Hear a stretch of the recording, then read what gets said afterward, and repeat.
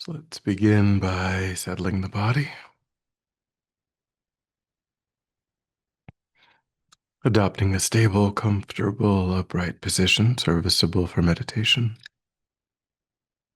So we're thinking about keeping our feet flat and our back straight, torso open, hands in the lap, right over left, with the palms upturned and the thumbs gently touching.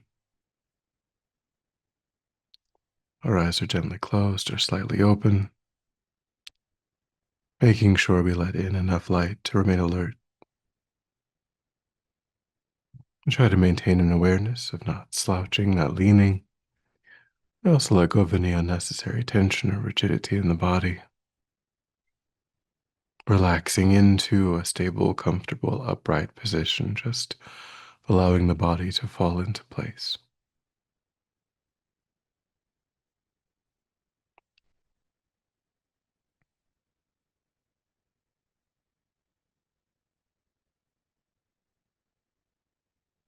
And then begin to let go of attending to the outside world,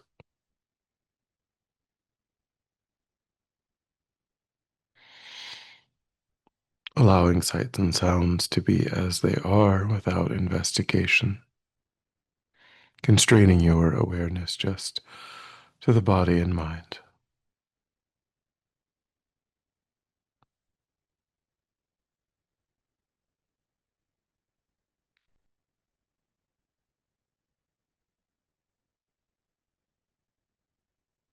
And begin to concentrate that awareness in the present by attending closely to the physical sensation of the air as it moves into and back out of the tip of the nostrils.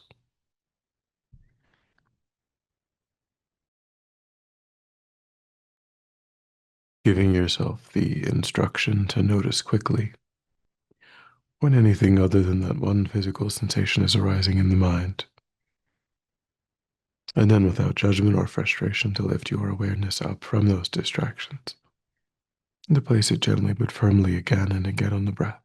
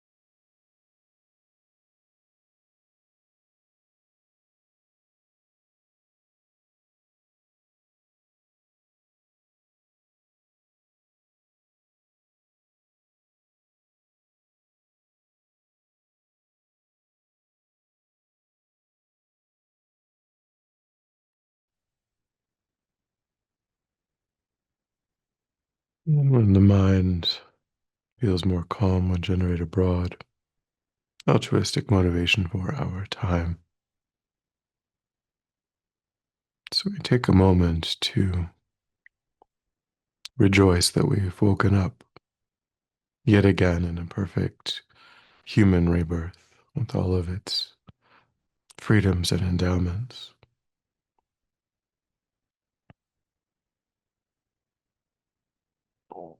realizing that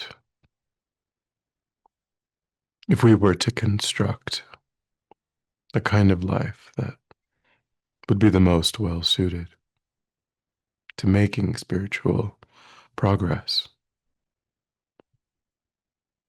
and thinking about the inner and outer conditions, that life would look very much like one's own.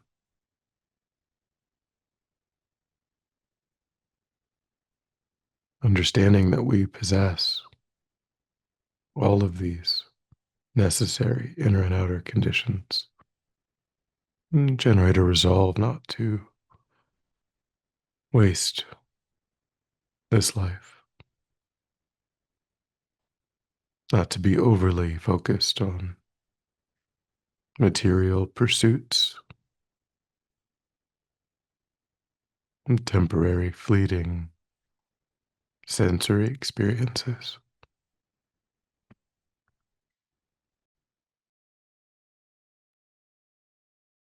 but to develop the mind,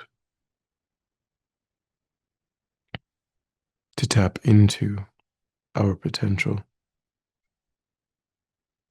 to grow our love and compassion, and generosity, patience, ethics,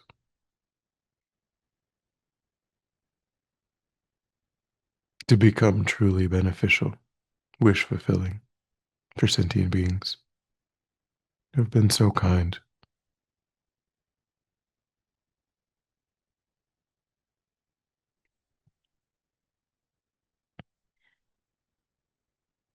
Thinking of this time as part of that process of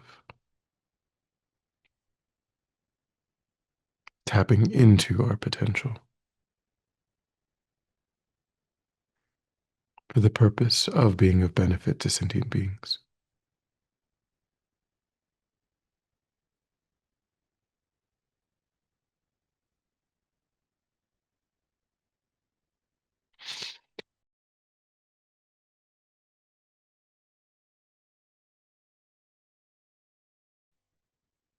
With that motivation, Venerable Urbina gave a workshop on the nature of reality. I thought we would spend some time thinking about the nature of the self, the I.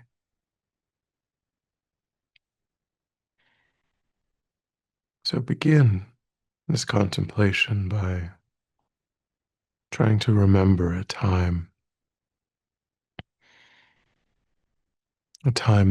a memory that's not too emotionally charged, but one in which you had some sense of embarrassment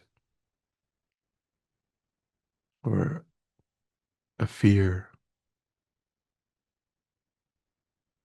or a sense of righteous indignation, being accused of something you did not do.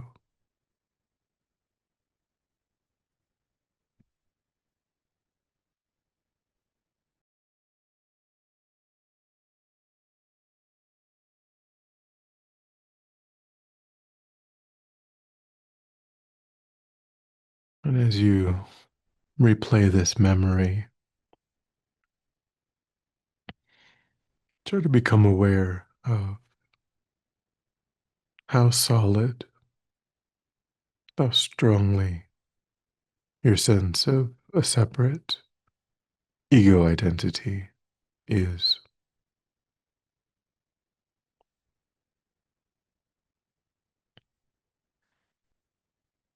The ideas of this shouldn't be happening to me. Why is this happening to me?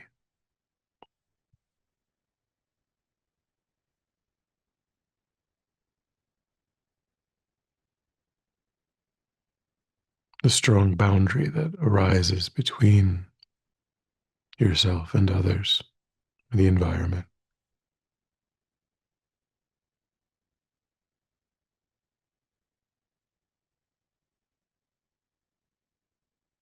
Just try to get a sense of how your ego appears to yourself,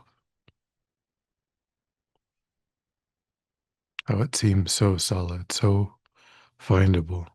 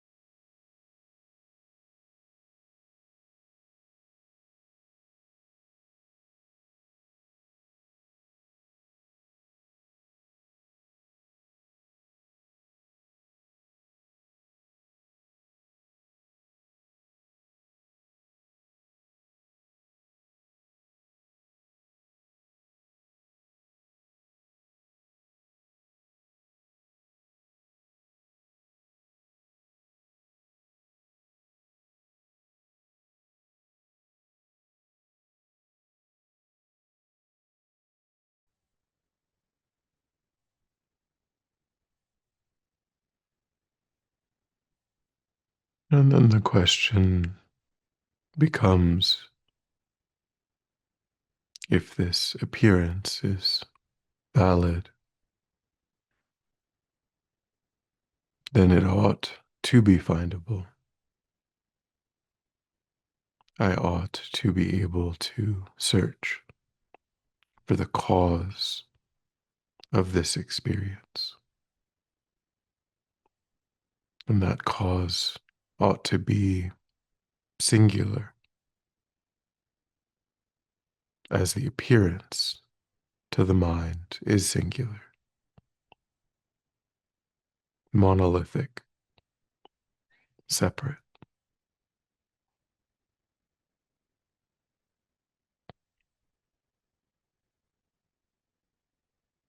So we try to determine if the appearance of the eye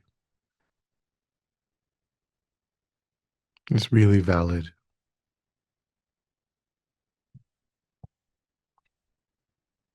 Can it be linked to a singular cause?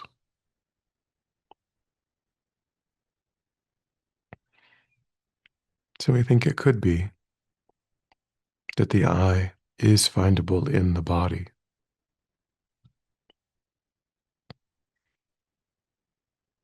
We may experience our heart rate increasing.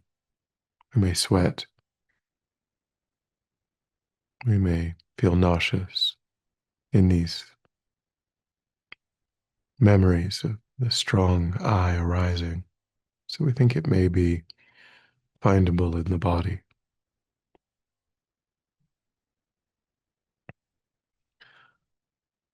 So begin to dissect the body in your mind, carefully considering every part of the body.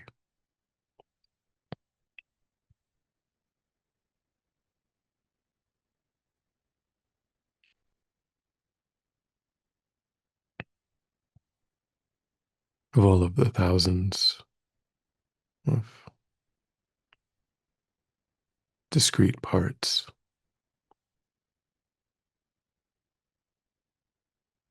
the organs, the fingers, the toes, the feet, the bones, the muscles.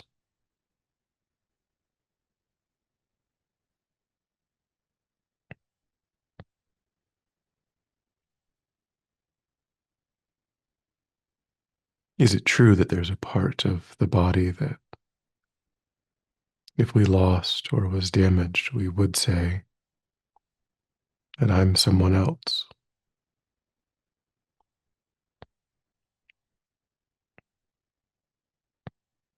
If we lost our arm, would we say, I lost my arm? If we had a heart transplant, would we say, I had a heart transplant.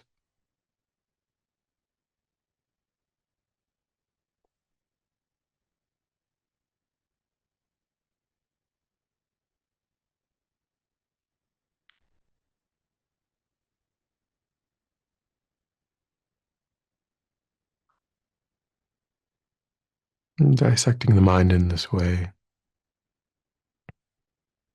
try to realize that there is no part of the body that's vital to our identity that we would adapt.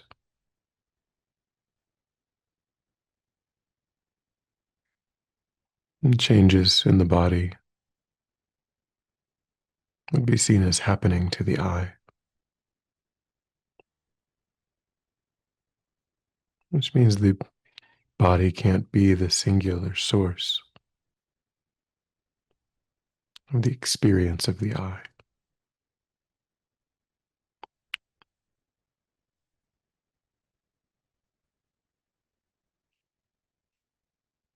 Try to see if that's true in your own experience, your own investigation.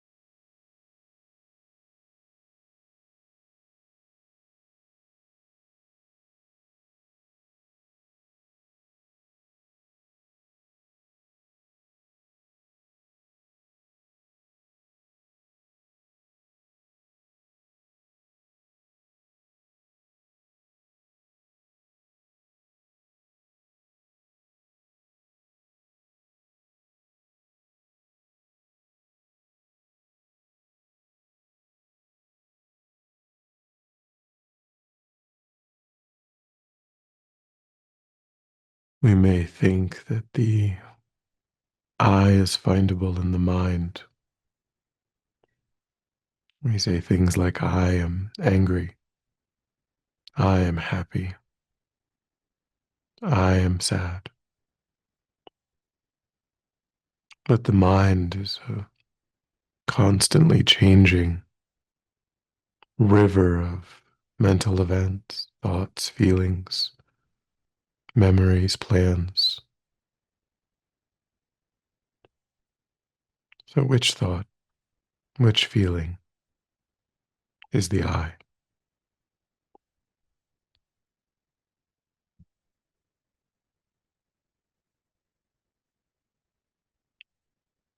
Am I only me when I'm happy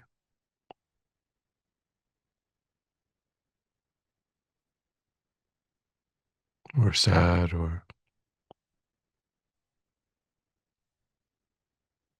anxious?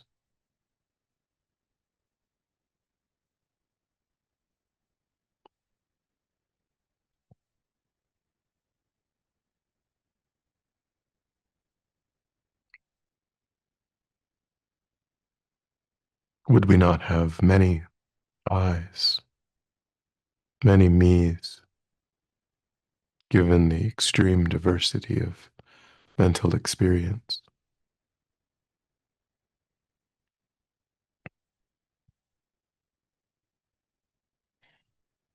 So, again, begin to dissect the mind, all of its different capacities.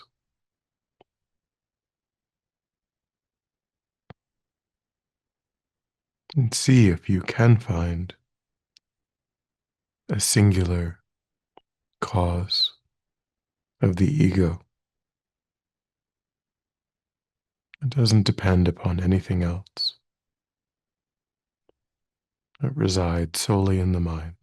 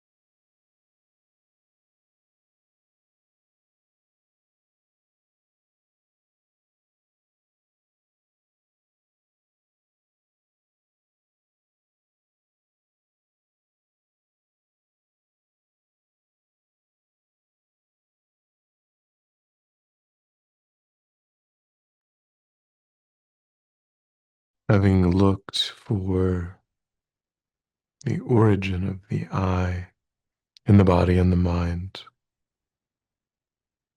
we may think that the I is findable in the combination of body and mind.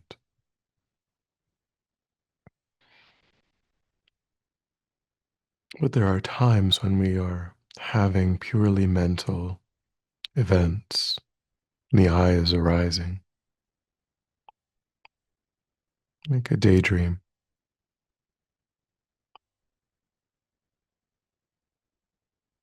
And there are times when we're having primarily physical events,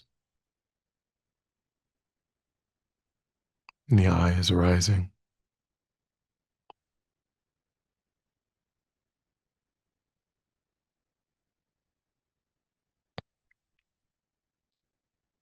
And also, we've determined that the body is made of entirely non-I parts, and the mind is made of entirely non-I parts. So the coming together of many things, none of which are the I,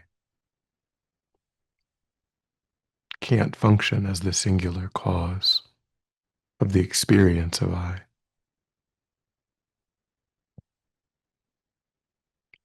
So try to see if you can determine that even the combination of body and mind isn't the valid origin of the experience of the I.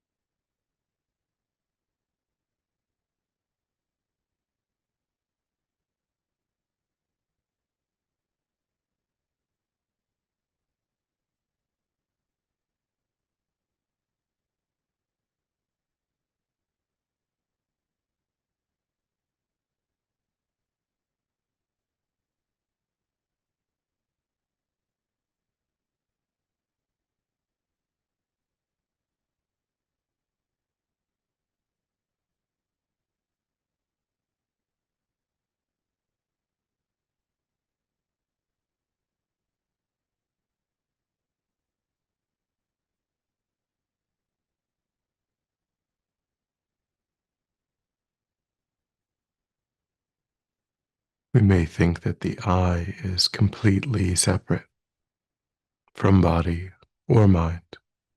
But if this were true, we would be able to say and do activities that didn't require the body or mind. We could go to the store and remain at home. We could have thoughts that didn't require the mind. Recognize that you've never had any experience connected to the I that didn't depend upon body or mind. So again, body, the completely separate from body or mind, cannot be this valid origin of the experience of the I.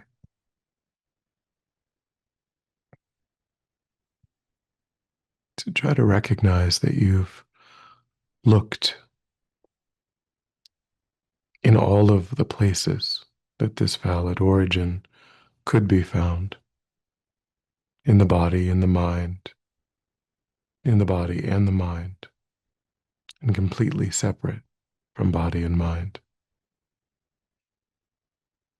and still never located the singular cause of that experience.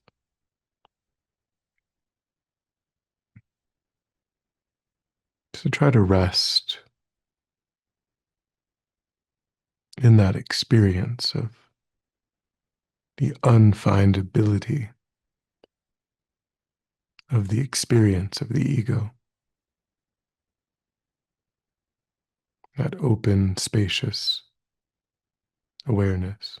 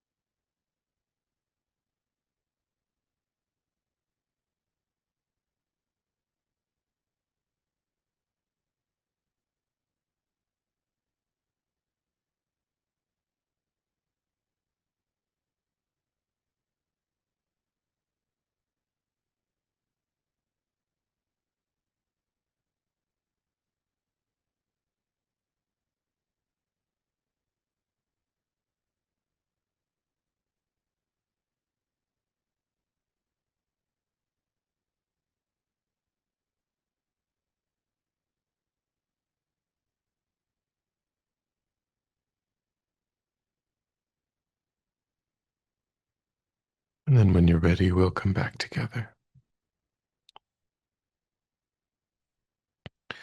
And we'll dedicate. So recollect your altruistic motivation and think that by having engaged in this contemplation, you've actualized that motivation, which has generated positive energy in your mind. And think that you freely offer the fruit of your practice, that positive energy for the benefit of all sentient beings without exception. Thinking strongly when this positive energy ripens, may it serve as a cause and condition to eliminate war and conflict, poverty, famine, disease, disasters, all painful inner and outer conditions. May it fully ripen the minds of all sentient beings. May they quickly meet perfect teachers and arise in the state of full enlightenment. May I too achieve the state of enlightenment so that I might work for the benefit of all sentient beings perfectly. May any obstacles facing the Guru's long life be completely dispelled. And may I and all sentient beings in this moment come under the joyful care and guidance of enlightened beings. May we be guided and protected until we swiftly achieve that state of enlightenment. Thank you.